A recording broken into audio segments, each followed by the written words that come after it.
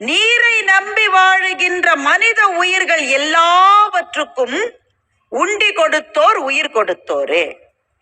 எல்லா உயிர்களுக்கும் சாப்பாட்டை யார் கொடுக்கிறாங்களோ அவங்க தான் உயிரை கொடுத்தவர்கள் என்று அந்த புலவர் எழுதினார். இந்த வரி அப்படியே காலத்துல நின்று விட்டது. இப்ப சில திருக்குறள் வரிகள் அப்படியே காலத்துல நிற்கும் இல்ல, அது மாதிரி இந்த வரி நின்று விட்டது. இந்த மண்ணில் உயிரோடு வாழ்கிற எல்லா உயிரினங்களுக்கும் ஒண்ணு இருக்கும் பொதுவில் என்றால் அது பசி மாத்திரம்தான். சின்ன பிள்ளைங்களுக்கு எல்லாம் இப்ப பசினா என்னன்னு தெரியாதுங்க, பெரும்பாலும் தெரியாது. ஏன்னா அப்பா அம்மாலாம் திணிச்சு திணிச்சு வளர்க்குது. பசிச்சாலும் பசிக்காட்டாலும் ஒரு கையில ஒரு போனையோ ஒரு ஐபேடையோ கொடுத்துருவீங்க வைங்களேன், அது எவ்வளவு பசிக்குதுன்னு தெரியாமலே சாப்பிட்டுக்கிட்டே இருக்குது. பசித்த பிறகு கிடைக்கிற உணவு இருக்குல்ல, அத போல ஒரு சுகம் இந்த உலகத்துல எதுவும் கிடையாதுங்க. அதுதான் சுகம். நிறைய தாய்மார்கள் இருக்கீங்க, நிறைய ஆண்களும் இருக்கீங்க. நம்ம எல்லாரும் நம்ம அம்மாவை நினைச்சு பார்க்கறதுக்கு பல காரணங்கள் இருக்கலாம், அப்படித்தானே? பல காரணங்கள். ஆனா எல்லாருக்கும் காமனா ஒரு காரணம் இருக்கும். அது என்னுடைய பசி அறிஞ்சு எனக்கு சாப்பாடு போட்டது எங்க அம்மா தான், எங்க அப்பத்தா தான். அப்படி சொல்லுவோம் நாம.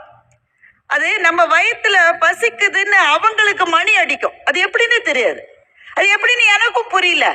நான் ஒரு தாயாக ஆன பிறகுதான் அது எனக்கு புரிந்தது. நான் அலுவலகத்துல ஏதாவது வேலை செஞ்சுட்டு இருப்பேன்.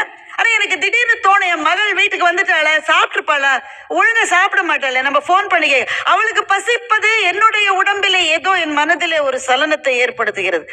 இந்த உறவு அம்மாவோட தான் இருக்க முடியும். என்னவோ பெரிய புண்ணியத்தை தேடுறது கோயிலுக்கு போற மாதிரி காலங்காத்த மத்த நாள்ல 7-7:30 மணிக்கு நீங்க அலாரத்தை 2 காதுலயே வச்சா கூட எந்திரிக்க மாட்டோம். அன்னைக்கு மட்டும் வெரசல எழுந்து கிரிக்கெட்டுக்கு போறேன்னு போவான். போறவன் எங்க வீட்டுல நடந்திருக்கு, எங்க அண்ணன் அப்படிதான் போவான். போயிட்டு கிரிக்கெட் விளையாட போய் பந்துலயே அவுட் ஆயிடுவான், டக் அவுட். இவர் தான் பெரிய விராட் கோலி மாதிரி கிளம்பி போனார, பந்துலயே உட்காந்து வச்சுட்டாங்க. நாள் முழுக்க வெட்டு வெட்டுன்னு உட்காந்து. இவன் போகும்போதே எங்க அம்மா சொன்னாங்க, என்ன சாப்பாடு கட்டி கொடுத்துட்றேன்டா, நான் காலையில உனக்கு முன்னாடி எந்திரிச்சு சாப்பாடு கட்டி கொடுத்துட்றேன்.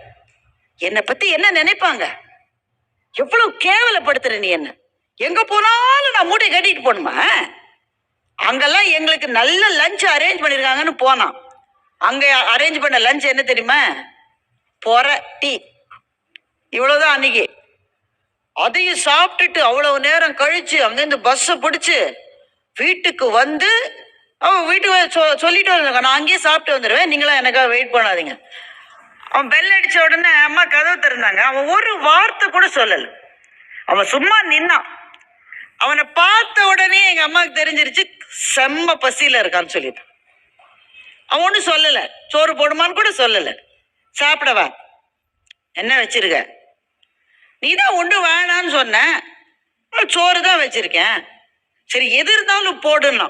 அவன் போய் அந்த கையை கழுவிட்டு வர்றதுக்குள்ள படப்பட படப்படப்படன்னு இருந்த அந்த ஒரு 4 வெண்டைக்காவை படப்பட படப்படப்படன்னு வதக்கி அதுல தலையில போட்டு அதை சுட சுட சுட சுட கொண்டு வந்து கொடுத்தாங்க பாருங்களேன். நான் பார்த்துக்கிட்டே இருக்கேன். ஒரு மனிதன் கொடும் பசியிலே சாப்பிடுகிற போது அவனை கவனித்திருக்கிறீர்களா? அது ஒரு தரிசனம், அதுவே ஒரு தரிசனம். அப்படி சாப்பிடுவாங்க. உடனே எங்க அம்மா அப்படி நின்னுக்கும். எதுக்கு தெரியுமா? நாங்கள்லாம் பார்த்து கண்ணு வச்சிருவோம் மாமா, அதனால அப்படி நின்னுக்கும் நடுவுல. நான் தான் எனக்கே பயமா இருக்கும், இப்படி தின்றான் இவன்.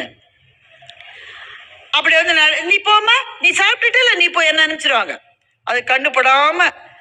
அப்ப இப்படி நமக்கு பரிமாறியது என்பது நம்முடைய அம்மாவை தவிர வேறு யாராக இருக்க முடியும்?